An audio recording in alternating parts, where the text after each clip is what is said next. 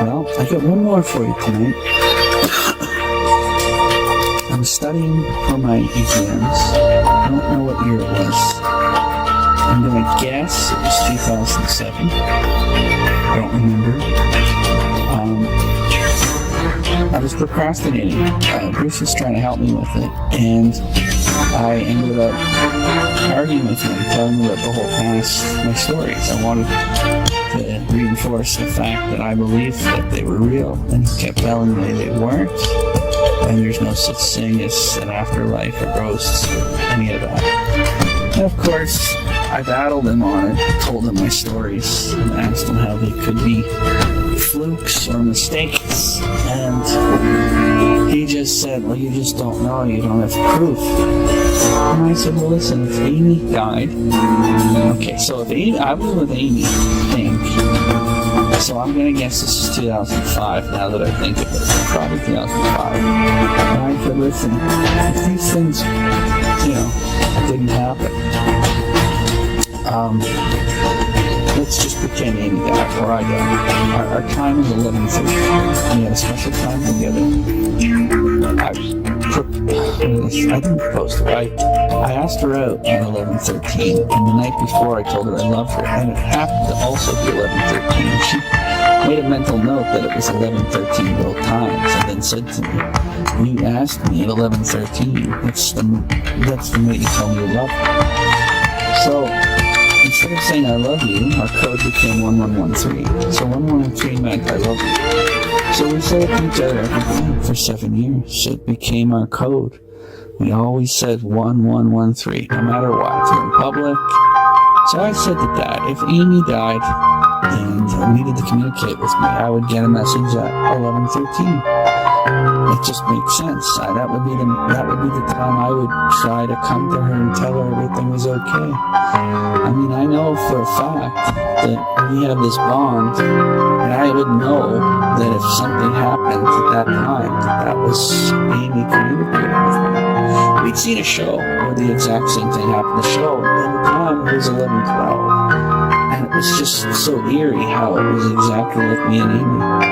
And I was telling him this because I looked at the clock, it was 11:13, so I said, aha, I know a way I can explain it to him. And he just kept telling me, you can't know, you don't know, doesn't mean it's true, you can't say that, blah, blah, blah. I got mad, I said, oh, screw you, I'm going to go do my work, and I'm not having conversations, you're a waste of time. We spent hours, he heard the stories before, but I was trying to explain to him, like, this is real, why don't you snap into it? I believe, I know. And so I sat there, wasting my time trying to convince him something, and it didn't work. The next day, I studied, I came home from school, I studied, I worked on my research paper, I didn't even talk to him, I was fed up. And it was late at night, he's watching TV in the living room, and I'm sitting there at the computer desk, I haven't moved. All of a sudden, there's a crash. There's a big crash. Portrait fell off the wall. And I go, Dad, what happened? He goes, one of your mother's portraits fell off the wall. This never happens. Okay, so we go in, it's a portrait of my mom, Stephanie. Yeah. Of course, what do? I'm like, what time is it? I run to the computer room, but I run right back. It's 11:13. Another story from back in 2003. It was January 6th. It was right after my grandfather Bob's funeral. His funeral was the 3rd, so we had like a memorial where we all just met up and hung out at Dad's house in Victoria, and Alec and Stephanie came out, and Amy and Jackie's boyfriend Stephen were there, and of course me and Dad, Huey and baby Granny were there. We had everybody except Pam. Pam didn't show up. I don't think, I don't know. Pam was weird like that. Sometimes she just felt left out and didn't bother coming. I would have enjoyed having her back. We had a great evening. We were poking around. I look back, it was really cool. school and recorded the whole thing.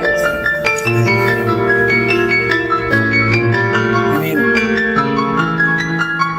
we all had a big conversation in the living room, but it moved into the kitchen. Me and Stephanie started talking about the movie Signs.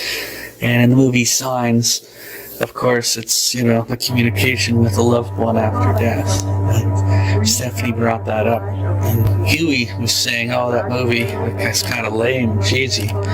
Stephanie goes, not really, a little bit. But it was meant to be like a really nice ending with a nice sign from beyond, and that people really appreciated that in real life.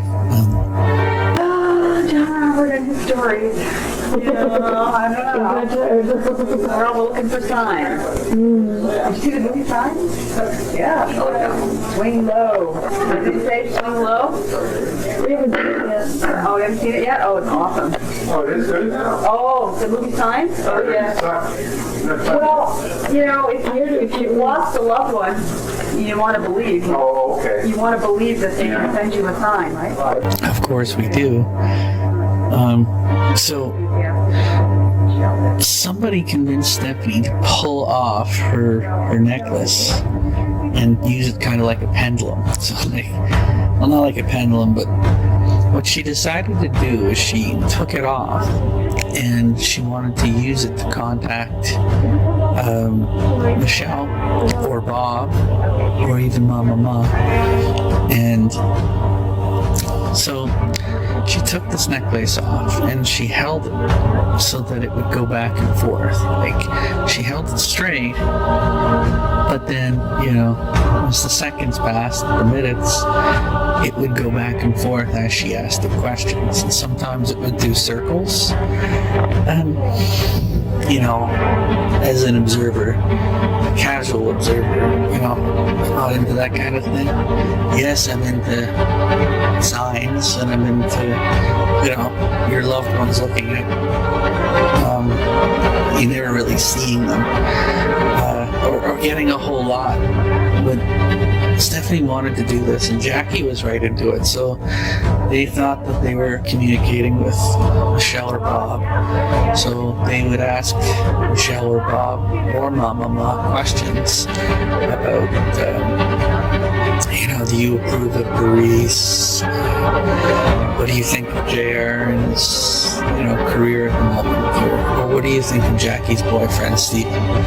So that was kind of what we did at the kitchen table for probably half an hour.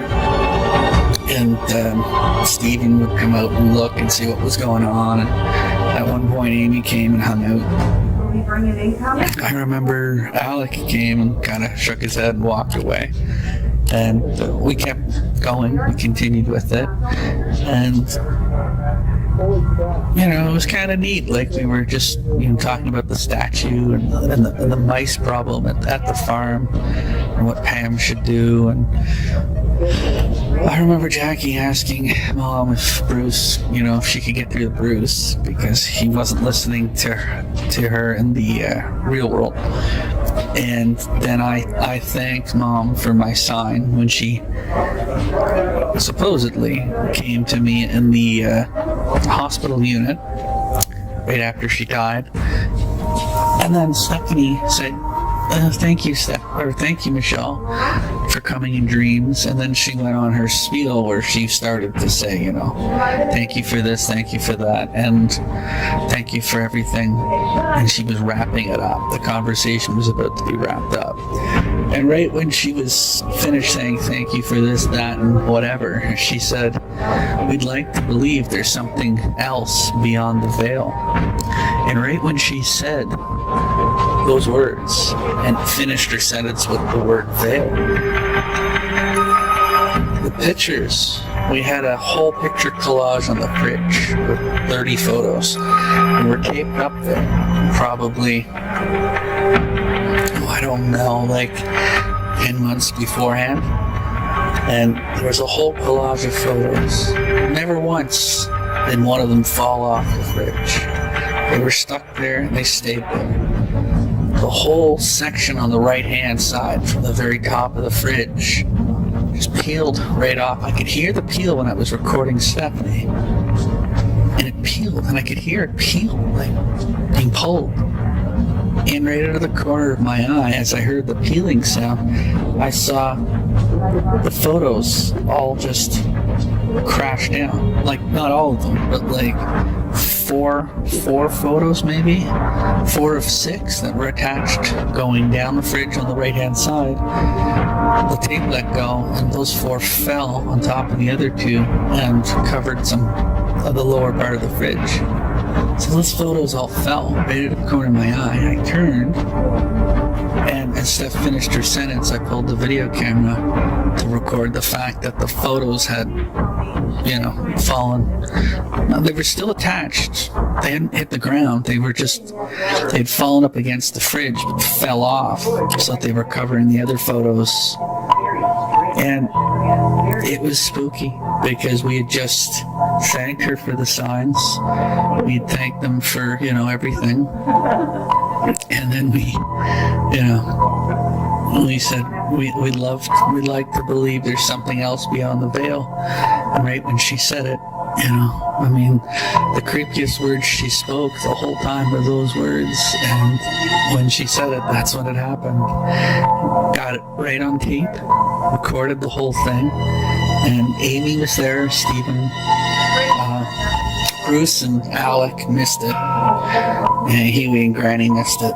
But Amy, me, Stephen, and Stephanie and Jackie all got part of that. And it was, Stephanie was blown away. Stephanie left realizing, that was something else. I don't know about the necklace pendulum going back and forth. But the fact that the pictures fell indicates to me it's possible. It's possible that your mom or Bob or whoever was playing with that little pendulum thing. But yeah, we got it all on tape and recorded it, and I have that sign for eternity. And if I didn't have it recorded, I'd be talking about Frank everything, about how cool it was. And the fact that it's recorded, it saves me a little bit of breath. It's recorded, it's real, and it can be seen and watched. Yeah, I love that story. I'll always hold on to that one. And I truly believe my mom, if she could have been on another planet, it would have been right there.